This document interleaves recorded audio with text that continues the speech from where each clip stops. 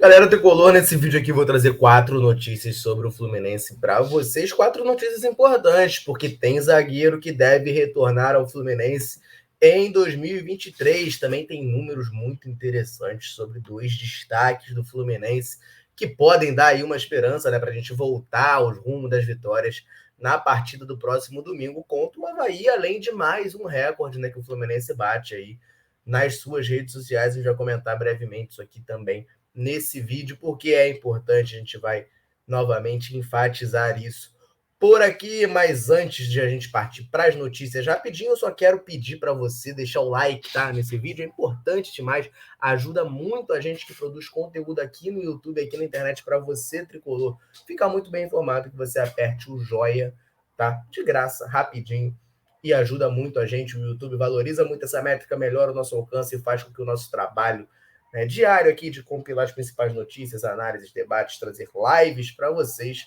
seja valorizado e alcance mais gente aí ao redor do mundo, tá certo? Então eu conto com a sua ajuda, conto com o seu apoio. E vamos lá, galera, vamos lá, são 4 notícias, então vamos começar logo, até para o vídeo não ficar muito extenso. Já vou jogar a primeira aqui na tela, tá? Porque o portal Deportes e Finanças fez, né, um levantamento aqui das interações totais do Twitter entre clubes no mês de setembro, entre clubes brasileiros, tá? E o Fluminense está, ó, no top 5, tá? Fluminense com 1,7 milhões de interações está no top 5, abaixo de Flamengo, Corinthians, Cruzeiro e São Paulo. A gente já tinha trazido essa semana, né, esse top 10, na real, de Instagram, tá? A gente tinha trazido do Instagram, o Fluminense ficou em nono no Instagram, ficou no top 10.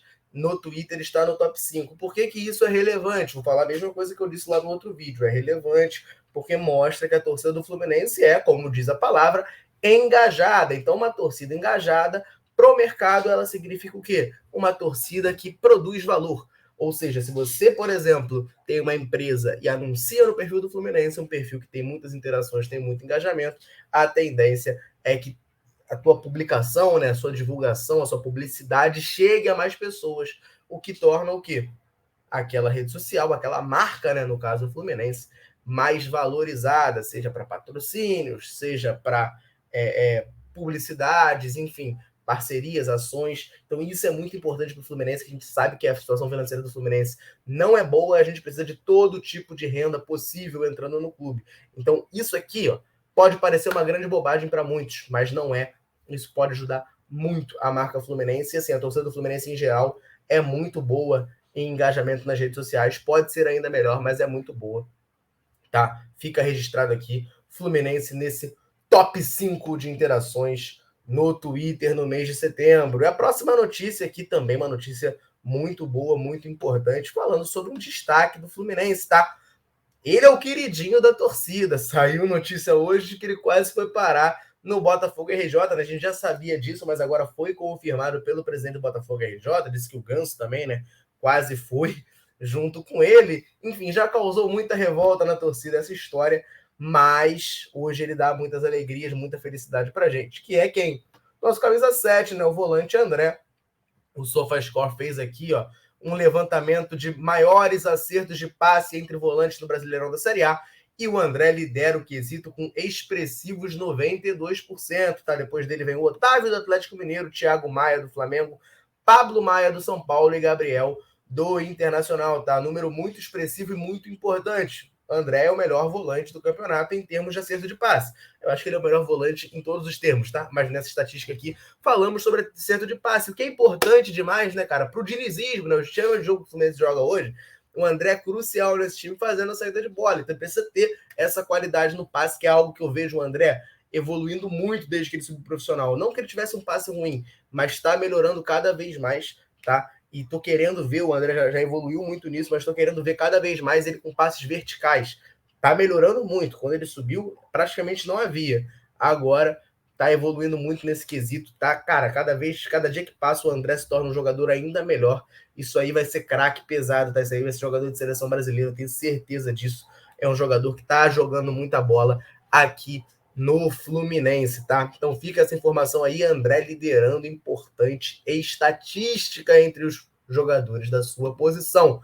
Outro jogador que também lidera não, mas está num top interessante de estatísticas da posição é o Germancano, né? Já foi artilheiro do mundo, agora foi ultrapassado, mas está ali no bolo, metendo gol a rodo, né? Já teve uma frequência maior de gols, é verdade, mas também frequentemente deixa ali seu golzinho, deixa sua marca. Frequentemente a gente faz o L aí. E o SofaScore também trouxe aqui, né, a frequência de gols em minutos dos atacantes da Série A, tá? Aí, ó, tá aí a informação, tá?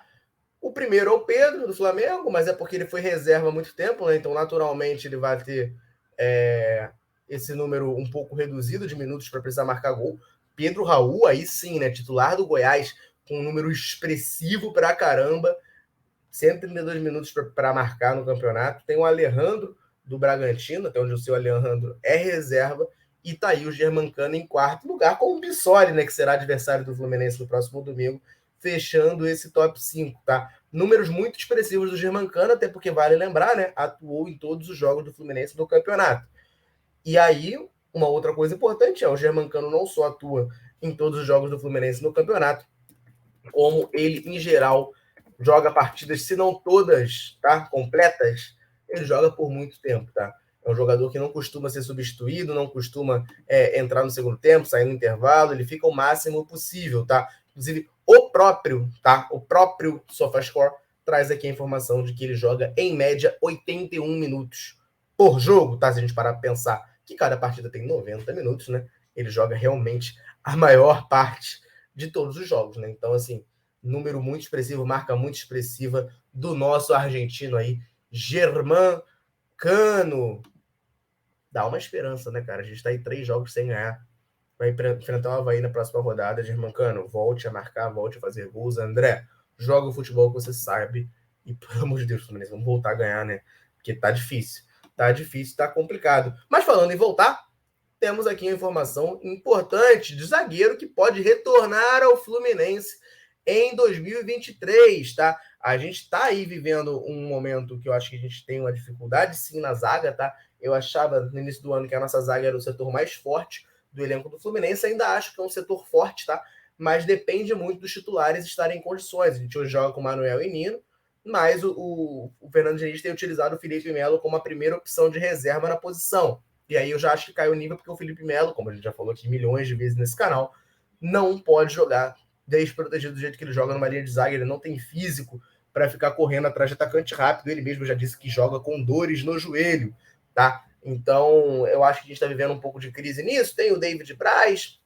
O Daniel postou um vídeo aí mais cedo, né? David Braz e Manuel são jogadores que já podem assinar pré-contrato com outras equipes, então também é importante o Fluminense ficar de olho nisso para não correr o risco de perder essas peças que, a nível de elenco, principalmente, são muito importantes, mas tem um zagueiro aí que pode voltar ao Fluminense em 2023. Falamos dele, né? Destaque das categorias de base do Fluminense, zagueiro Luan Freitas dá passo importante em sua recuperação física. O atleta operou o joelho em março desse ano, né? O Luan Freitas é um zagueiro que na categoria de base ele era muito bem quisto, né? Era visto como uma grande promessa, muito potencial, mas nunca conseguiu ter sequência no time profissional, até quando o Fluminense utilizou o Sub-23 por conta de lesões, né? Eu lembro em 2021, a gente fez as 2 primeiras partidas do Cariocão com o time todo Sub-23, e o Luan Freitas se machucou no primeiro jogo contra o Resende, não teve uma grande atuação e se machucou, ficando de fora aí. É um jogador que é pouco aproveitado, né? Em alguns momentos, por exemplo, eu lembro muito do jogo contra o Atlético Paranaense, lá na Arena da Baixada. Tinha um zagueiro suspenso, não vou lembrar quem era. Acho que o Felipe Melo também estava de fora, tá? E o David Braz teve que voltar depois de 3 meses sem jogar, foi o titular, até falhou, e no banco foi o Cipriano, né?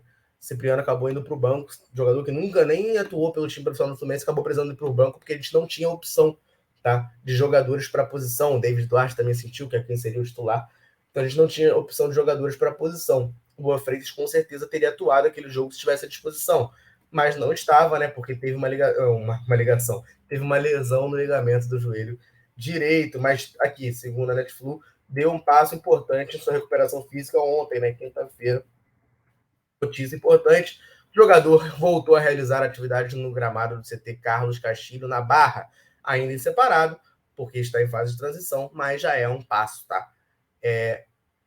Em março, ele foi operado após ter o ligamento cruzado anterior rompido em um treinamento. Ficou de fora aí de toda a temporada, né? Só vai voltar a atuar em 2023, mas é uma notícia boa, né? Porque era um zagueiro de muito potencial. Vamos ver, né? Como é que ele vai ser depois dessa lesão, uma lesão grave, né? O jogador nem sempre desenvolve todo o futebol que ele poderia, mas ficamos aí na torcida pelo Luan Freitas, porque, como eu disse, era um jogador de muito potencial na base que eu queria ver se destacando no time principal do Fluminense, tá certo? Essas são as notícias que eu queria trazer, 4 notícias aí para deixar você, tricolor, bem informado. Agora convido você, né, que chegou até aqui, a comentar. Deixe seu comentário aí. Você tem esperança do Luan Freitas? Já viram jogando na base? Acha que ele pode ser uma peça importante para 2023? O que você achou desses números de Germancano e André? Bons números? Te empolgam? Te dão uma esperança para a partida de domingo? Deixe o seu comentário aqui nesse vídeo que é importante demais, tá? Para finalizar, agradeço você que assistiu até aqui, até o final. Mais uma meca que o YouTube valoriza bastante e eu também então valorizo, né? Você que chegou até aqui junto comigo. Reforço o pedido para você deixar o like caso você não tenha deixado. E se você chegou, é novato aqui, né? Chegou agora, acabou de conhecer a Central, convido você a se inscrever no canal e ativar as notificações para não perder nada. Todo dia muito conteúdo sobre o Fluminense aqui para você, tricolor, tá certo? Eu vou ficando por aqui. Um abraço, saudações tricolores. Tamo junto!